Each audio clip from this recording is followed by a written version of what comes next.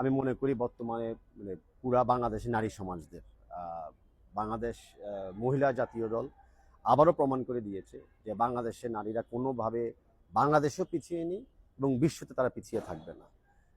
বাংলাদেশ মহিলা নারী দলের জন্য আজকে কিন্তু বাংলাদেশকে আগে যে কোনো কারণে চিন্তা হয়তো গার্মেন্টস ট্রেড বা দুর্যোগ বন্যা, আজকে কিন্তু ফুটবল দল হিসাবে পুরো পৃথিবী বাংলাদেশকে এখন চিনতেছে।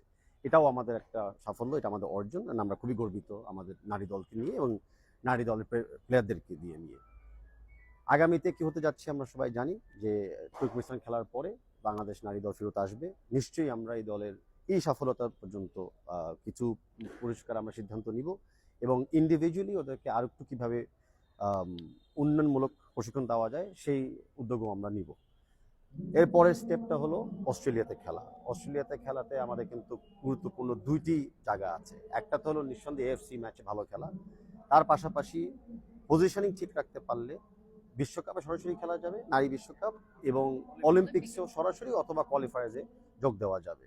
তাই আমরা আগামী 6 মাস খুবই সিরিয়াসলি নিচ্ছি অ্যান্ড আমরা বিশ্বাস করি যে নেতৃত্ব আমাদের নারীরা আমাদেরকে দিচ্ছে, এই নেতৃত্বের সাথে আমরা যে সহযোগিতা করতে পারি নিশ্চয়ই ভালো ফলাফল দিতে পারবো।